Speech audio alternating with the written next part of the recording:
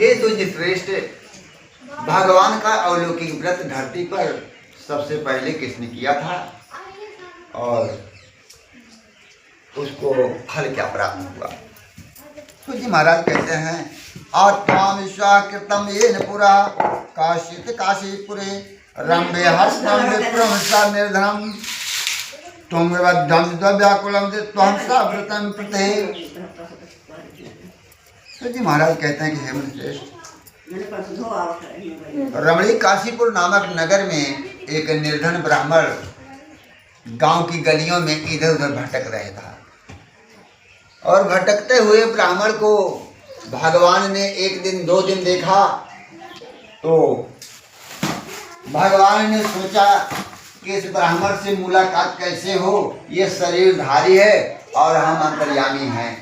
भगवान करते क्या हैं? वृद्ध ब्राह्मण का रूप धारण करते हैं और वृद्ध ब्राह्मण का रूप धारण करके ब्राह्मण देवता से एक जगह मिलते हैं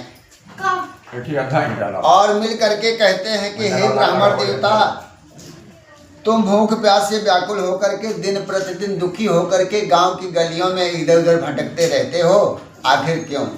कारण क्या है? ब्राह्मण देवता हाथ जोड़ करके भगवान से कहते हैं। ब्राह्मण देवता को तो ये भी नहीं मालूम है कि भगवान है कि ब्राह्मण है क्या है। हाथ जोड़ करके लेकिन झूठ नहीं बोलते हैं और सही सही बताते हैं। ब्राह्मण देवता कहते क्या हैं कि हे प्रभु, ब्राह्मणोदरिद्रम भिक्षुणम शावहि पे। हे ब्राह्मण देवता, हे प्रभु, हम अत्यंत दरिद्र ब्राह्मण हैं, भूख प्यास से व्याकुल होकर के गांव की गलियों में इधर उधर भिक्षा के लिए भटकते रहते हैं, भ्रमण करते हैं। हे प्रभु, कृपा करके यदि आपके पास कोई उपाय हो तो आप बताइए जिससे ये मेरी दरिद्रता समाप्त हो जाए। वृद्ध ब्राह्मण हो आप, वृद्ध ब्राह्मण रूपी भगवान हे नारद, हे प्रभु, बताएंगे भगवान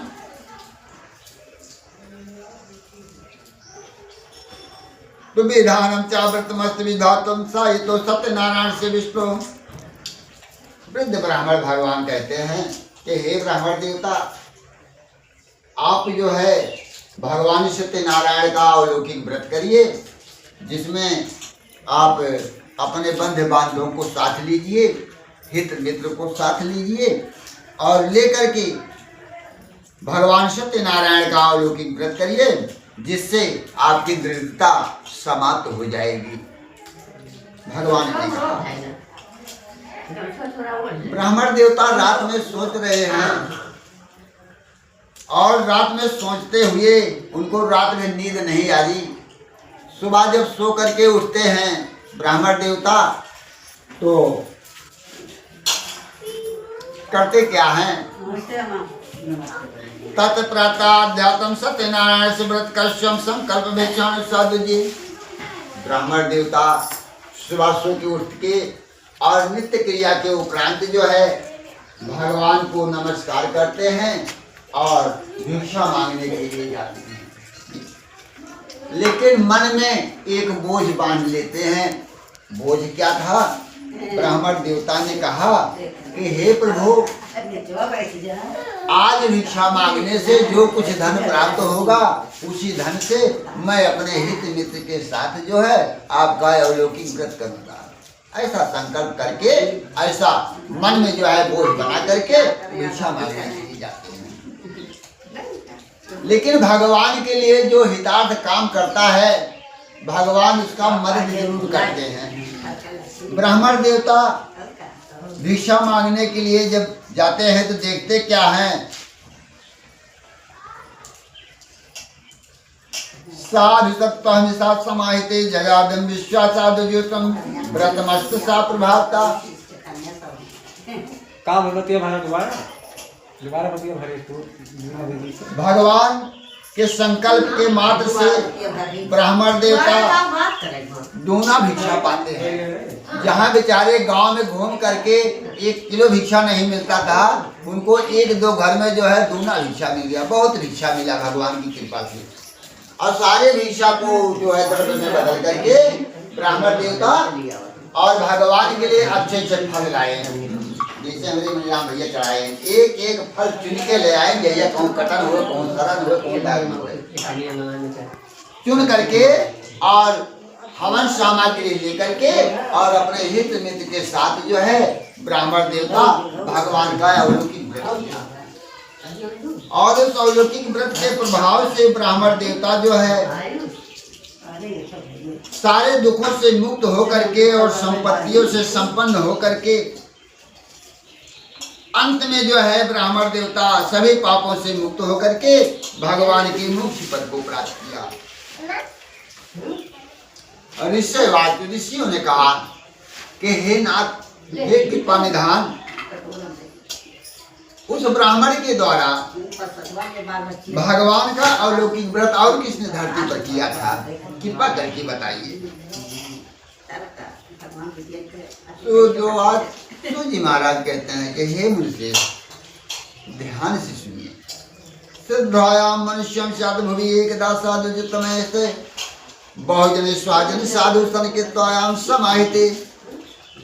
एक एक ब्राह्मण देवता अपने धन संपत्ति के अनुसार भगवान का अलौकिक व्रत कर रहे थे। इतने में उनके घर के बगल से रास्ता था और एक लकड़ी बेचने वाला लकड़हारा लकड़ी के बोझ को सर पर लेकर के उन्हीं के घर से गुजरा, और व्रत को देख करके वो लकड़हारा लकड़ी के बोझ को रख करके और ब्राह्मण देवता के घर में गया। वहां जाकर के देखा तो ऐसे ही अलौकिक व्रत हो रहा था भगवान का, और वहां बैठ करके भगवान को नमस्कार किया और वहां बैठ करके भगवान का व्रत किया। कथा सुना, कथा सुन करके और प्रसाद को ग्रहण किया, और जब प्रसाद ग्रहण किया तो वो लकड़हारा वहां से लकड़ी के बोझ को लेकर के मन में चला बेचने के लिए बाजार। सूर्य महाराज कहते हैं कि हे मुनि श्रेष्ठ, भगवान के प्रसाद में एक प्रभाव विशेष होता है। भगवान का प्रसाद यदि एक बार ग्रहण कर लिया जाए तो 2 घंटे के बाद 3 घंटे के